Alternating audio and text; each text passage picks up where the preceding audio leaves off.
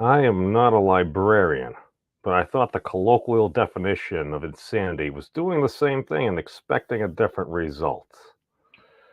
All right, let's do some of this real talk thing. Okay, we need to show the seriousness of everything just because you take off the glasses and everything. But hey guys, what's going on? Memes here, yada yada yada. But yeah, so some stuff and things happened. Anybody looks at the thumbnail, yes, Mr. Ryan Cannell. I remember when Mr. Cannell was an up and coming member of the Fandom Menace, and in the same stream that Mary was like, "Oh yes, memes. Oh yes, long time." I'm just saying, I've spent far too much time on the internet. But wait, what's going on?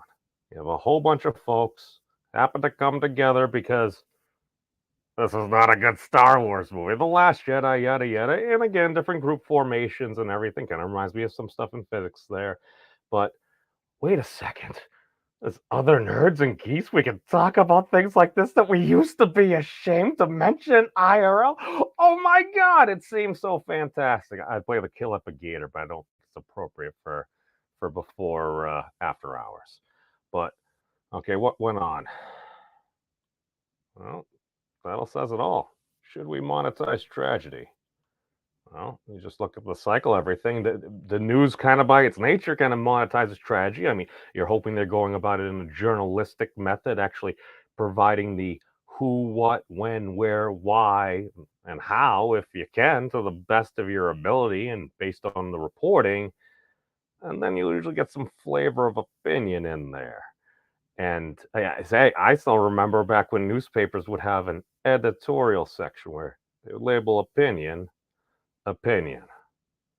Long story short, Ryan, yeah, Mad Max brought this to my attention. I'm looking at it. At first, he's going over. I'm like, wait, I'm hearing his comment, George Floyd Memorial. I'm sitting there. I'm like, I was just thinking on my phone. I'm like, what about? Okay, so they're at a George Floyd memorial, right? There's a bunch of George Floyd memorials and stuff. I'm like, okay, and then I go back and actually look. I'm like, oh, it looks like oh, they're at a parody of Springfield there.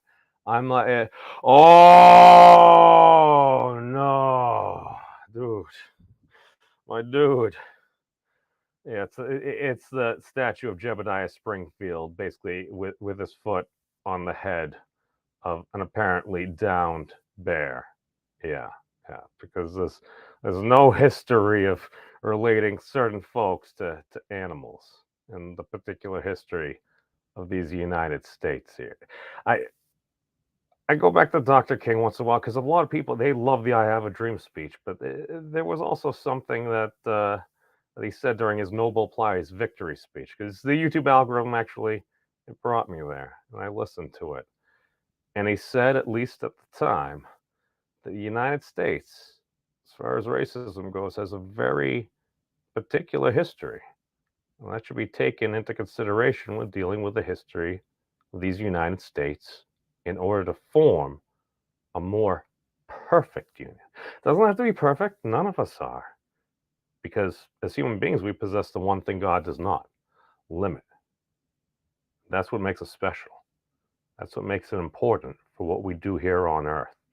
And hopefully, further than that, sooner rather than later. But this got me to thinking, and I won't bloviate on much more, to something else I remember happening now, apparently, about a half a decade ago. This was back, what was this, 2016, 2017? We go to our friend the internet here. Yes, yes. Oh, looky there. Oh, that was a Pepe that totally triggered the libs, and we wouldn't continue on with it. This is the Kraut Just a Meme, bro.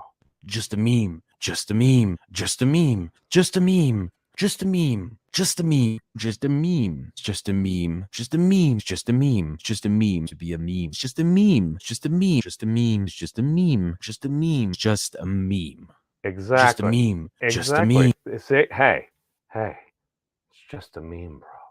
It's just a meme there. I remember certain folks saying that, and some of the cadres of the former skeptic community. And it's not like anybody may have made this comparison a year or so before. I'm just saying, rule two of the internet: the internet is forever. You can play whatever short game you want. Sometimes the long game may make more sense. But I see you there. Welcome, Nomad. Welcome, Orange Hat. See, I'm seeing the mixing of different, let's just say, I don't know, net galaxies coming together. I'm seeing interactions between folks that I've known for different periods of time. It's interesting. It's kind of like the old crossovers in the cartoon and the different comic books. You're like, I love these heroes, and oh my god, they're getting together. Did we need the Ninja Turtles to cross over with Power Ranger? Probably not. Probably. I was entertained for like 2 minutes. I'm just saying. But okay, we have this. And this also reminded me of something else. We go back to our friend the internet and we bring back the whole, yes, Google Hangouts. I still remember when that was a thing, don't you, MC? Oh, you said a lot of very loud words to me there. All right. Oh, look. Wait. Somebody's using an animal as an avatar on the internet? Totally not a lot more furries than we believe. I continue. Hey guys, so I decided to do 2 videos in one day because I'm really just getting caught up on this whole skeptic feminist thing where this YouTuber who, didn't really have the biggest channel in the world apparently ended up killing his girlfriend. Or I don't know if the girl was part of the YouTube community, but it seemed like Okay. That's just okay. Oh, this was from March 16th. Excuse me, May 16th, 2017. Well, it was like 5 years or so ago. The whole point is just recapping. This was the thing. I have no idea who this person is, but long story short, at one point, because I believe I was listening to it live at the time, because I go to very dangerous places on the internet apparently. Um, I basically there was an individual called, I believe, the Skeptic Feminist. Happened to be in, I believe, a polygamous relationship or whatever. Happened to have 2 ladies that happened to be part of the. Allegedly, what had happened, this individual may have been suffering from PTSD. I'm not a doctor or anything like that, but apparently there happened to be an episode. There may have been other things at play there. One of the partners in the relationship ended up losing their life. Okay. And at one point, I remember Kraut at the time, as soon as he heard the words like PTSD, he was just, oh man, this is an extra dynamic and everything, blah, blah, blah. And they're trying to go with this thing. And I'm pretty sure, I could be completely wrong. I apologize, V, if I'm wrong, but I I think this was actually the beginning of the adpocalypse. I heard a lot of folks kind of like throw it on PewDiePie, and that really kind of got the ball rolling. But I think this got people's attention because I'm pretty sure it was brought to people's attention. At one point, it's like, oh, this is a tragedy. I believe V at the time said, a tragedy. Well, I will monetize tragedy. Eh, just because I remember a feeling that, and again, maybe I'm just making this all up, but that was when he was in his very, very heavy, I think, black pill days before he kind of like met Mrs. V or something like that. But I just, oh, you're just gonna go out of your way to monetize a person's tragedy. Now, again, like if you want to do reporting, and I'm all for freedom of speech and stuff, and again, within certain limits and everything, don't harm children. Uh, but it's like, okay, I remember that, and here's actually one of the comments that another reason I want to do this. I have no idea who this is, Mr. Whole Button. Maybe there's some wisdom here. Moral equivalency based on relative purity tests? Your supposition rests on the axiom that anti SJWs actually lie on the moral high ground. If anti SJWs don't claim the moral high ground, as V was saying, he doesn't. Uh, then your moral critique is just more relativism and the logic doesn't work. What the heck is the whole point of this is, now, was it just me, or I remember, to be fair, I think Professor Peterson had said something. I've learned how to monetize SJWs, and I remember like someone like Jeremy or somebody saying it's like, I'm using SJW tactics against them. I'm like, didn't a lot of this stuff kind of come up just because I thought Tim Pool, it's like over a decade ago, it's like, well, one of the reasons people are talking about this is because it's getting a lot of engagement. Okay, we'll talk more about it. Now, we all know folks that would have problems with engagement and basically saying, well, you shouldn't be doing these things. Totally wouldn't start doing something get a feedback loop, and continue to do the same thing. These folks are calling us racist. We're not blah blah blah blah.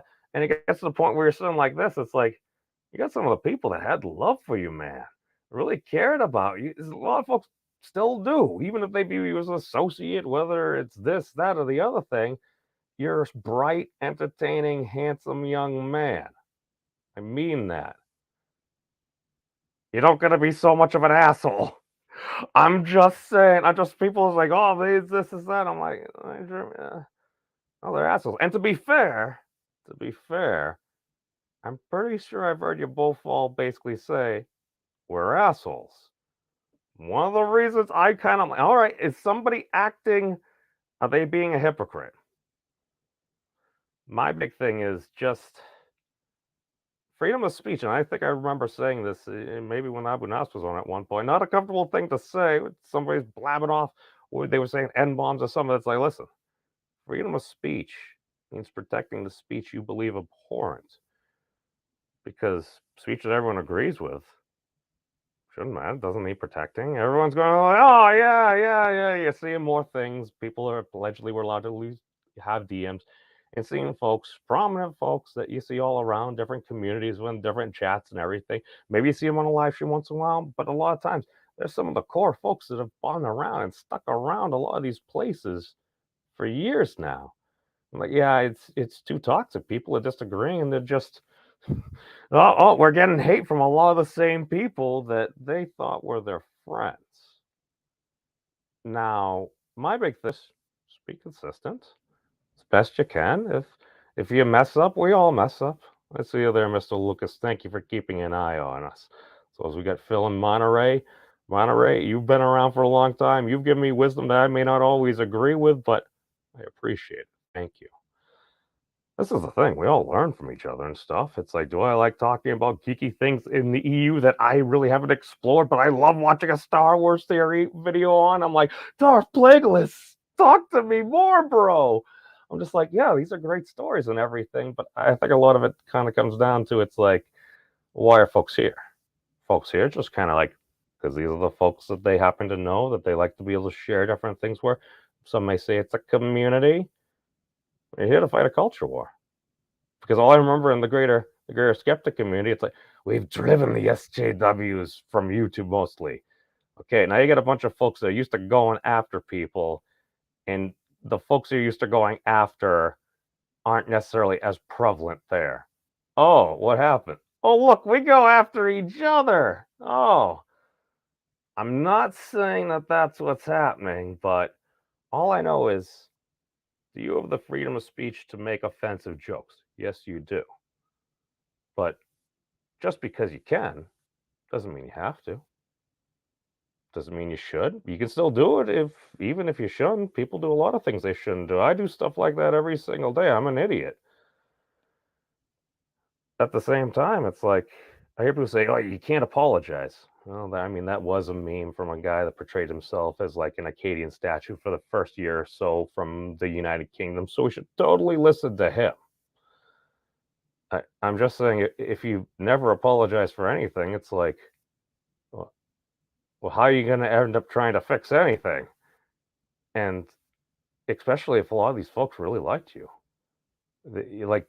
you hurt people that respected you, that look up to you, that you're basically a hero to them, man. I'm just saying, it's like, dude, a lot of folks look up to you, and like, is this what we want to impart into like the younger generation and stuff? Yeah, yes, we got Ryan Cannell, who doesn't quite have the full Twitter thing because another Ryan Cannell totally ninja'd it and like stopped logging in. I understand. Means of production was taking all its relevant forms. I feel you, man. But it's like, okay, so we're just gonna keep on going after each other on the internet, blah blah blah, make people not want to go here. Platforms will be, how do we fix this? Oh my god, let's boot more people, change these terms of service in the middle of the night so you don't even know what's going on. It's like, patch notes, guys, patch notes. It worked for World of Warcraft, at least for me. Just give us the deets on like kind of what's changing and easy to do blurb. I realize you've been trying. It's an impossible task, but thank you. I don't know, man. Should we just keep on pointing the flamethrowers proverbially at one another? until we incinerate everything. I'm just saying that if we could actually clear the cachet of hatred from our heads and hearts, I think we could have replicator technology in 50 years. Sounds like a BS thing, but I think we can actually change the world by putting the best memes out there we can. Again, I ain't the boss of anybody. All my views here, they're just mine, yada, yada, yada. But just think about what we could accomplish. Just because you can say something doesn't always mean you should. If you actually hurt a friend, I mean, isn't that what apologizing is for? Even if you just say it to them? Hey, be your best self, man. Whatever you do it awesomely. But just remember, whatever vibes you put out there, it's going to be out there forever, man. Hey, the power is yours. Or we could bring back dueling. Just because it's not like a whole bunch of folks on the internet may have irreconcilable hate for each other. So I'm like, I'll let consenting adults engage in mortal combat under the doctrine of bodily autonomy. It's your body, your choice. And since we still live in a civilized society, we'll need dueling contracts. So we get work for the lawyers, as well as we'll need dueling insurance. So we'll get work for the underwriters and everything. Of course, we're going to monetize the heck out of that. Why? Because we can. Maybe we can actually pay for higher education for our next generation so they don't end up fighting to the death. Or if there was a convenient location that specialized in combat sports and getting amateurs into the ring. Just saying. Hey guys, thank you for watching. Peace out, everybody. Be safe. You never know what tomorrow may bring. Might just bring something you never thought could have happened. So. Have you guys checked out the Memes of Destruction's channel? He's an interesting dude. I like him.